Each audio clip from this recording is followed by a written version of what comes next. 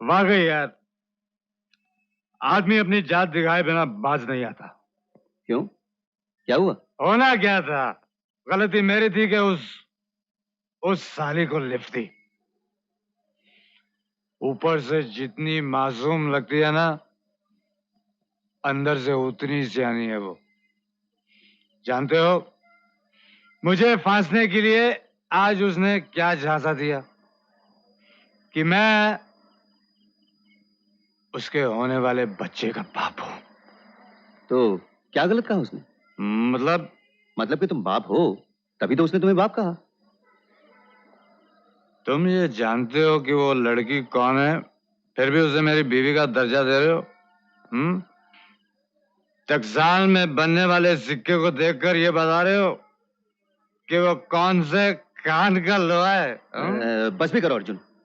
मोहब्बत में नाकाम हुए तुम और शिकार बना रहे हो उस मजलूम को। जानते हो, तुम्हारे कदम किसी गलत रास्ते पर बहक ना जाएं, इसलिए उस लड़की के चाल चलन पर मैंने खुद नजर रखी और पता यह चला कि जब से तुम उसकी जिंदगी में आए हो, किसी गैर मर्द ने उसे छुआ तक नहीं। मिर्जा, ये तुम क्या कह रहे हो? वही जो तुम सुन रहे हो। दरअसल में तुम आदमी ही नहीं रहे, वैशी हो गए हो। वैशी जो अपने फर्ज को इंसानियत के नाम पर घोलकर पी गया है, जिसे अंधेरे में रहने की इस कदर आदत हो गई है कि रोशनी को देखकर अपनी आंखें बंद कर लेता है। सीमा ना सिर्फ तुम्हारे होने वाले बच्चे की मां है, बल्कि समाज की ठुकराई हुई वो तस्वीर है जिसे अपनाकर तुम अपनी जिंदगी को संवार सकते हो। लेकिन तुम अब इतने खुदगर्ज हो गए हो कि तुम्हें दूसरी किसी जिंदगी की परवाह है ही नहीं, यहां तक कि अपने बच्चे की भी नहीं।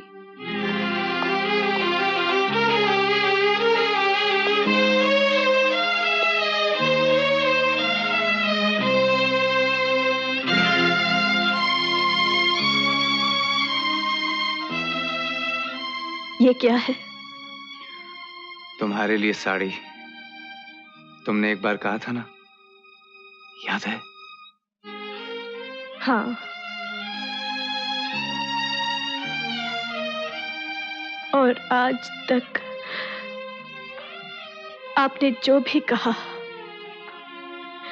मुझे वो सब याद है। सीमा, मुझे अपनी भूल का एहसास हो गया है। मैं आज तक तुमको, खुद को, दोनों को धोखा देता रहा हूं। सच तो यह है कि मैं तुमसे प्यार करता हूं, बेहद प्यार करता हूं। सीमा, मैं तुमसे शादी करना चाहता हूं। महसूस हुआ तुझको अब मेरी वफा क्या है। मुझसे शादी करोगी ना? ये मेरी मोहब्बत का छोटा सा करिश्मा है, छोटा सा करिश्मा है। संजीव, मैं राजू की बहन पूजा दीदी से मिलना चाहता हूँ। मुझे उनसे जरूरी बात करनी है। हाँ, मैं उन्हें अभी लाती हूँ। क्या तेरे बाप को जेल हो गई तो मेरे जाने का बंदोबस्त कौन करेगा? फिक्र मत करो, डैडी जाने से पहले मुझे सब समझा गए हैं। मैंने सारा इंतजाम कर लिया है। देखो, आज शाम को 4 बजे एम्बुलेंस तुम्हारे पास पहुंच जाएगी। और मेरा पासपोर्ट, टिकट और पैसा? वो सब भी तैयार है। ठीक है, वो तीनों चीजें लेकर तुम फौरन यहाँ पर मेरे पास आ जाओ। नहीं, मैं वहां नहीं आ सकता। तुम्हारे पड़ोस में ही तो उस जल्लाद का घर है, कहीं देख लेगा तो कब्र खोद देगा मेरी। ठीक है, मैं पूजा को तुम्हारे पास भेज रहा हूँ।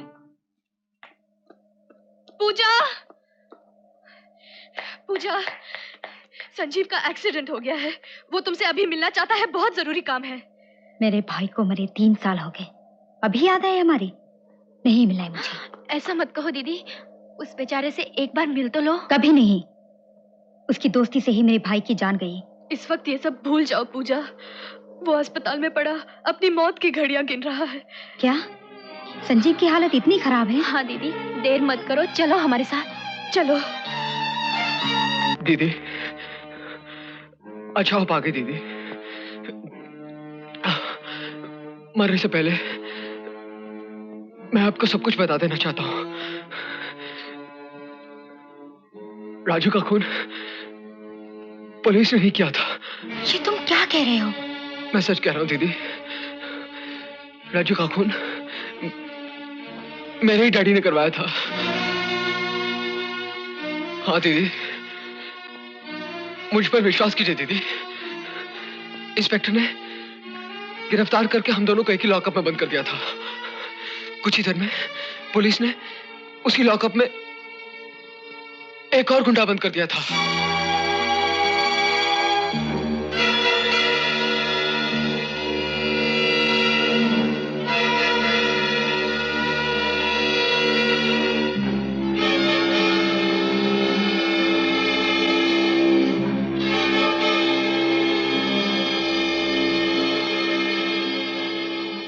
पृथ्वी सिंह जी, ये रहे आपके पूरे 3 लाख। ये तो हुई आपके बेटे को बचाने की कीमत। एक बात बताइए, आपने उन 2 आदमियों के साथ लॉकअप में तीसरे को क्यों बंद करवाया? संजीव के जुर्म का चश्मदीद गवाह कौन था? हा? उसका दोस्त राजू। भाई, इससे पहले कि उसे सच की उल्टी हो जाती, उसका मरना जरूरी था। जी आप क्या कह रहे हैं यशपाल जी? अरे, आपको पता नहीं कि राजू... लेकिन कैसे? एक मामूली सी चॉकलेट से उस तीसरे आदमी ने वो जहर भरा चॉकलेट राजू को खिलाकर उसे जिंदगी से आजाद कर दिया, और मेरे बेटे को मुसीबत से। दीदी, जो मेरे डैडी ने आपके साथ किया, उसकी सजा भगवान ने मुझे दे डाली। ये मुझसे क्या अनर्थ हो गया? मेरे भाई के कातिल को अपने ही घर में पनाह दे डाली।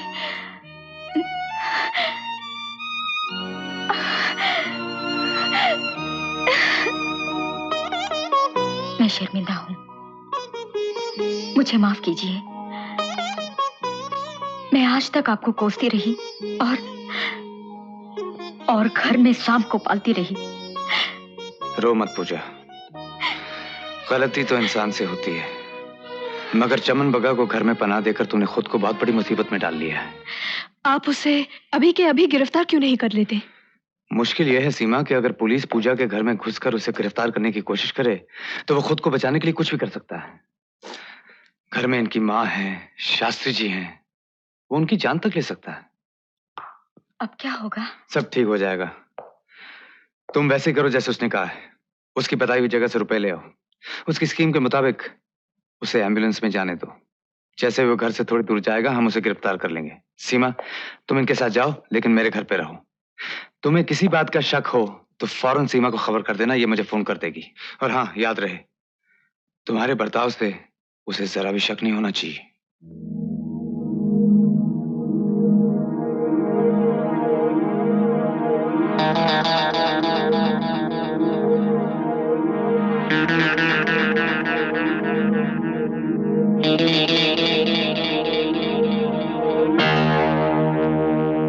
इतना टाइम कहां लगा दिया?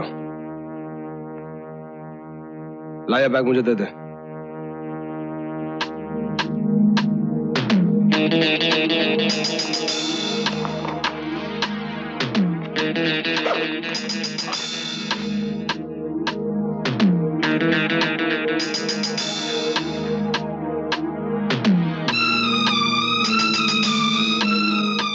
ये तुम्हारे चेहरे का रंग पीला क्यों पड़ा हुआ है?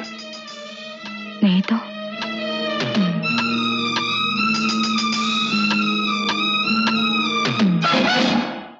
स्कीम तो तुम्हारी बहुत अच्छी है अर्जुन, लेकिन चमन बग्गा वो हस्ती है जो जेल से 3 बार फरार हो चुका है। इसलिए मुनासिब यही है कि जब वो घर से निकलकर एम्बुलेंस में बैठे, उसी वक्त उसे गिरफ्तार कर लेना चाहिए। बहुत बड़ी रिस्क लेंगे सर आप, किसी की जान तक। हुजूर, मैं जनाब का सीनियर हूं, वैसे थोड़ी सी अकल मेरे पास भी है। Yes sir. हेलो सीमा, बोलिए। हमारा प्लान बदल गया है। अब हम चमन बग्गा को एम्बुलेंस में दाखिल होने से पहले गिरफ्तार करेंगे। हो सकता है पुलिस को गोली चलानी पड़े, इसलिए उन सबको कहो घर के अंदर रहें, बाहर आने की कोशिश न करें, समझी? जी।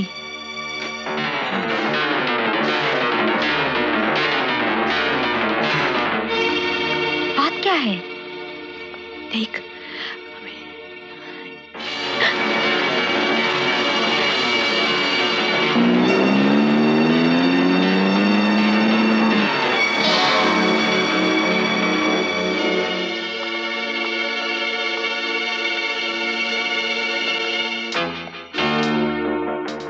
अर्जुन, मैं जानता हूं कि तुम यहीं छुपे हुए हो। अगर तुमने या तुम्हारे किसी आदमी ने मुझे पकड़ने की कोशिश की तो मैं इस पिस्तौल की गोलियों से इन सबको भून डालूंगा। मैं तुम्हें सिर्फ 10 सेकंड का वक्त देता हूं।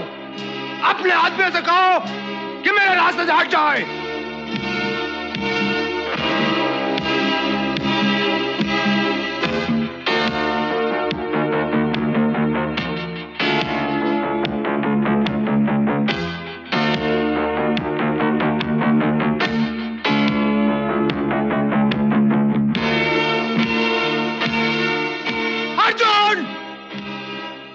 सेकंड हो चुके हैं तुम्हें वक्त का अंदाजा दिलाने के लिए। ये पहली मार। नहीं अर्जुन। लेकिन सर। नहीं, कोई गोली नहीं चलाएगा। सब पीछे हट जाओ, पीछे हट जाओ।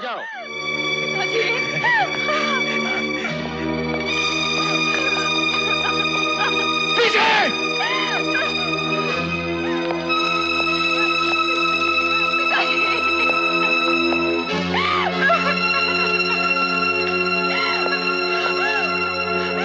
चल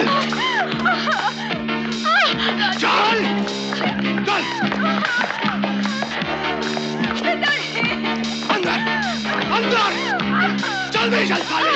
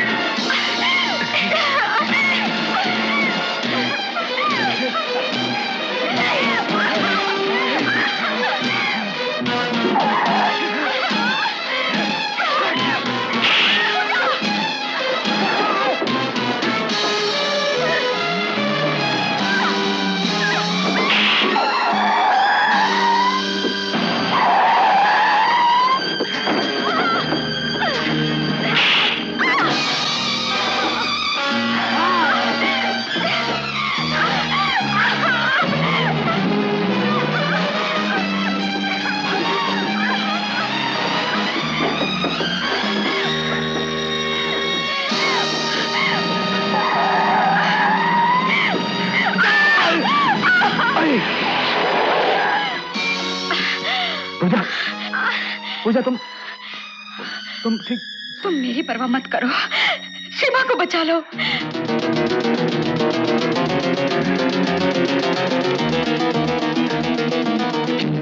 गाड़ी इस तरफ क्यों ले जा रहे हो? पेट्रोल भरवाने।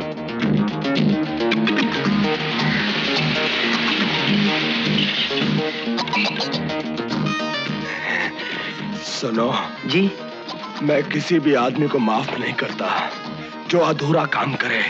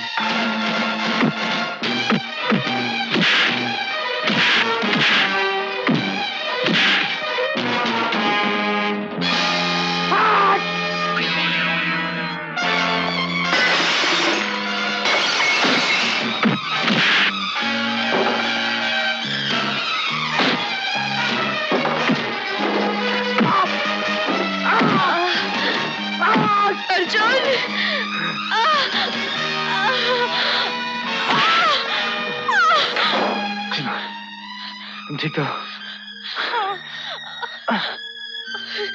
आओ।